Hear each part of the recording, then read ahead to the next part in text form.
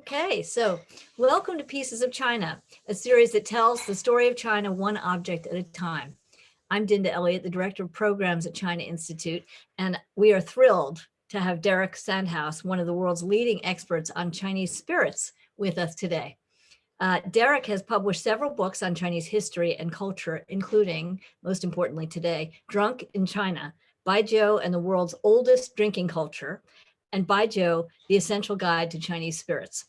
In 2018, Derek co-founded Ming River Sichuan Baijiu in partnership with China's oldest continually operating distillery, which of course is in Sichuan.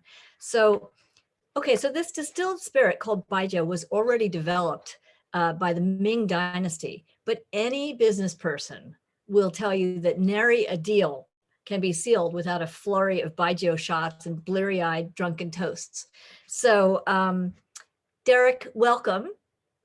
And let's just start with a quick thing on the basics. What is Baijiu made of? Just so people can understand what it is.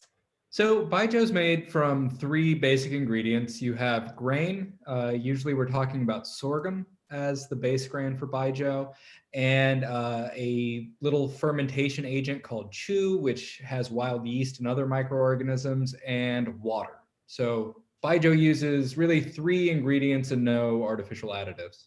Okay, so Derek, what brought you into this world of Baijiu? Was there an aha moment where you just kind of realized Baijiu was your thing? It was a gradual conversion, I would say. So we're living in China, right? So yeah, I lived in China for 7 years. The first 5 years I lived in Shanghai, and I think my experiences were probably similar to a lot of people's, where I got served it in those little tiny shot glasses like this one here at the dinner table and at weddings and Chinese New Year celebrations. And I didn't really think a whole lot about it until I moved to Sichuan and Chengdu. And when I moved there, I learned that it was the center of the Chinese liquor industry. And I also met a lot of people who were making Baijiu. So I decided to teach myself a little bit more about this category of spirits that was mysterious to me, and buying whatever types of bottles I could find at the local liquor store. But one day, I would say the aha moment came when I was at a New Year's celebration put on by the Sichuan Foreign Ministry that was just one of those normal series of events where vans full of foreigners get carted around from one development site to another to show the wonderful things that are happening in Sichuan. And at lunch, they had in the center of the table this bottle of Baijiu that was made by the Luzhou Laojiao distillery that I knew was very, very expensive, high-end Baijiu. And none of the foreigners at the table were touching it. So I started pouring myself some shots of it and was just blown away. It was a drink that was not just a great example of Baijiu, but it was a good liquor period on its own merits. So I kind of started pouring myself more and more of this. And then what I discovered is what in the morning had been a really tedious, boring series of events, in the afternoon was just so much more enjoyable. And at that moment, I felt like I was kind of in on the joke that I'd been missing out on the entire time. And it's been, a love affair ever since. Many shots later. That's fantastic. Thank you to the Foreign Affairs Office of Chengdu. So Baijiu has been around for a very, very long time. But what happened to drinking and to Baijiu during the communist era, during the Mao years? Yeah, so for most of Baijiu's history, so we're talking roughly from the 1400s until the 20th century, Baijiu was really seen as a peasant's drink, something that was very associated with the rural agricultural centers of China and was mostly consumed by people without a lot of money. And that's one of the reasons they use sorghum instead of rice as the primary ingredient, because it's a much cheaper crop. So what happened is during the 20th century, after the Chinese Communist Revolution, the country was looking to create national industries and particularly national industries around Chinese products. So because this had been the drink of the working people, the government set up distilleries all around the country in regions that were known for producing distilled spirits. So it became very tied in with the Chinese government. And also, the Red Army claimed that during the Long March, Baijiu had been a big important part of their success because they drank it for courage and they also used it to disinfect their wounds. Oh, wow. In the 1950s, Zhou Enlai, when he was the premier of the country, made Baijiu the official drink, particularly the Guizhou Maotai brand, the official drink served at all state functions. And from that point on, it became deeply connected with both the party and like the ruling elite of China. So that's when Baijiu became the drink of the important business meeting. Wow, and it has this sort of heroic connotation to it as well. It's fascinating. Right, right. So what about today? What role does Baijiu play in Chinese drinking culture today? It's an incredibly important part of business culture in China, right? Yeah, so there's been a pretty big transformation in the way that Baijiu has been seen from the era I was just talking about into the present. And a big part of that is because during most of the communist era under Mao, you had a situation in which Baijiu was rationed. So it wasn't something that people could drink all day, every day. Whereas, since the 1980s, when the economy liberalized a lot, their distilleries started producing many different products at different price points. So you have these brands that cost hundreds of dollars a bottle, and you have brands that cost, just $1 or $2 a bottle. Mm-hmm. So it's really affordable at any price point.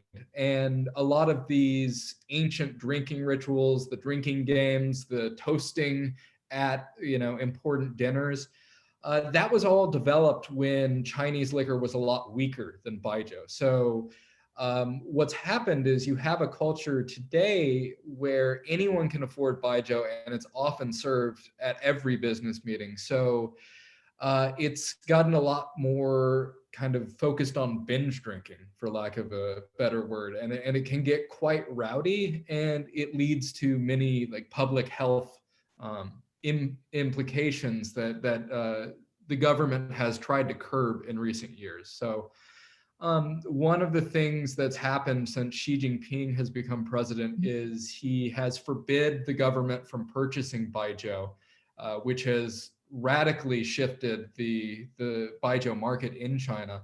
But also you have a renewed focus on health. So, average people are starting to drink Baijiu less at business meetings. Mm-hmm.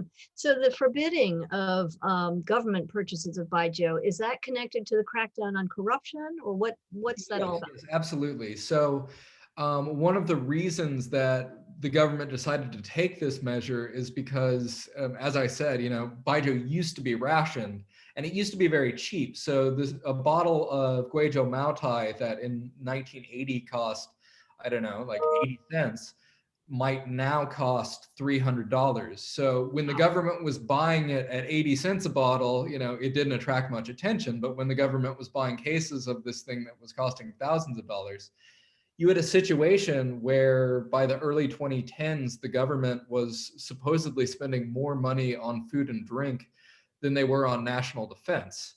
And so this became a target of a real number. Wow. And the government decided that, if people wanted to buy Baijiu, they could buy it with their own money and drink it on their own time. Right. And then beyond government banquets, I mean, you were talking about binge drinking. It's definitely, we've all seen and probably been part of lots of these banquets where there's a lot of Baijiu being drunk, and the party gets more and more fun as the night goes on, just as you experienced. But I'm curious about young Chinese nowadays. When they go out to, China has become such a prosperous country, and the rise of the middle class, and people are out eating and drinking, and in cool new bars and all this stuff. So when they go out to bars, are they drinking Baijiu? What are they drinking? And what's their view of this kind of, the hero's peasant drink? Well, I think for the younger generation in China today, there's a real identity crisis around Baijiu because for them, the places that they choose to drink tend to be bars, nightclubs, KTVs. Mhm. But these are The exactly the ATV being places. karaoke. Yeah, karaoke, Yeah, yes. yeah. These are exactly the places that Baijiu is not served. In more international drinking venues, they tend to serve international drinks, beer, wine, whiskey, vodka, whereas Baijiu is exclusively served at, restaurants, banquet tables, holiday meals with families.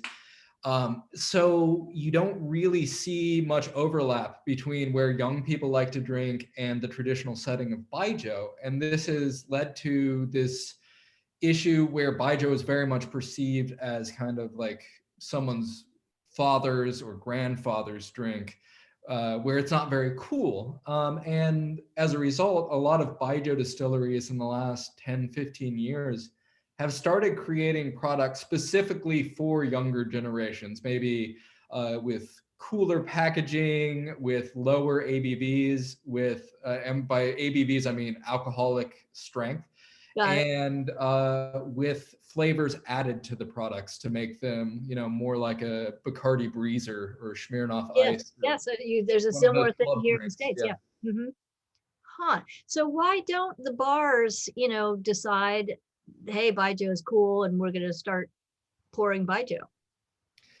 I think, ironically, one of the reasons that Baijiu has, been struggling with younger generations of Chinese is precisely because it's not seen as an international drink, in the same way that Ah, like tequila or rum or other world spirits are. When you go to bars in New York and Paris and London, when these young Chinese travel overseas, they see that people aren't drinking baijiu, so they don't necessarily seek that out in their own bars and nightclubs. So let's see. one of the great kind of challenges for baijiu distilleries today is that they need to find ways to raise awareness of their products overseas in Yeah, order to be more successful with younger generations at home. right. So it becomes somehow validated overseas and then it becomes Exactly. cool at home. Wow, that's fascinating. So why has Baijiu never caught on outside of China? It's the world's most consumed alcohol by volume, but nearly all of it still is happening within China's borders. So what's going on there? What's is that changing? Yes, it is starting to change, but the reasons that for Baijiu's lack of availability for the most part overseas has a lot to do with the fact that there is an industry in China that is relatively modern. As I was saying, there wasn't really mass production of Baijiu on a national scale until the 1950s and 60s. And it wasn't really until the 1980s that China started exporting those products to the United States and Europe.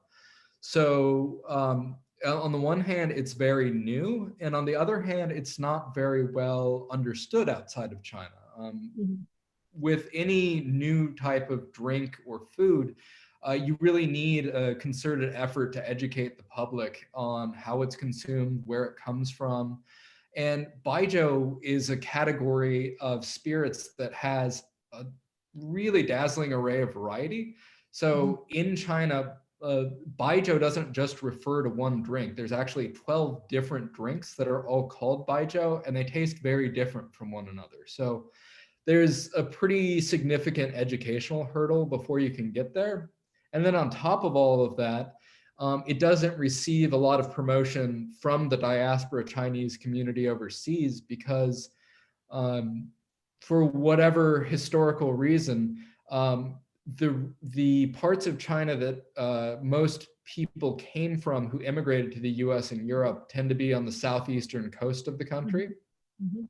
And that's the one region of China that doesn't drink a lot of Baijiu. So you have a lot of different hurdles that have to be overcome before it's, more available and more accessible to an international audience. So fascinating. I never really thought that in talking about Baijiu, we've just done in 15 minutes a sweep of Chinese history, modern history, generation gap, identity crisis, and even sort of immigration patterns and how that's affected the market here. It's just fascinating. So I guess my final question for you is, I went to a wonderful New Year's party where I met you the first time, and you were serving up mixed cocktails. And I'm just curious, do you prefer your Baijiu straight up or mixed in a cocktail?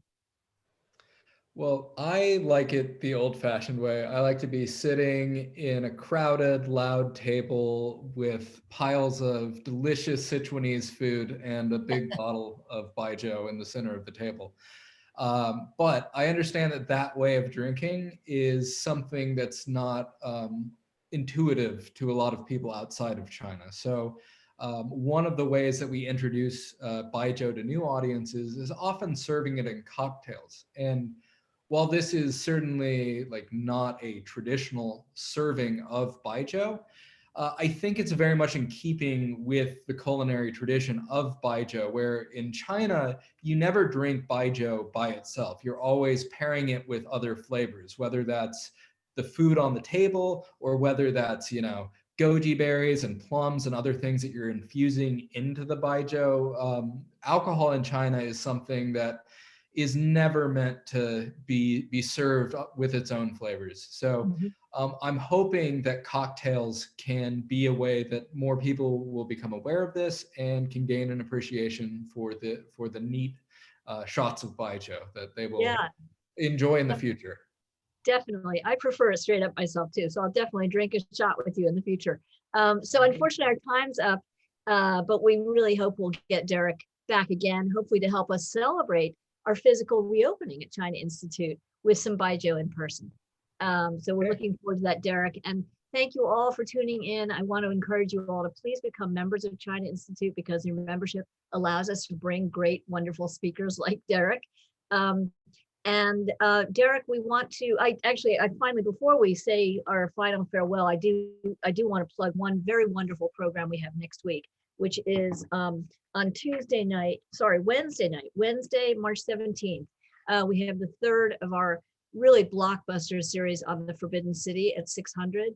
And it's a program about women in the Forbidden City, featuring the director of the Palace Museum, an expert from the Palace Museum, the top China curator from the Smithsonian Institute, and also Jay Su, who is the head of the Museum of Asian Art Museum in San Francisco. So it is a true blockbuster. I really recommend that you join us. But thank you again, Derek. Thank you so much for helping us tell the story of China. And thank you. I appreciate it.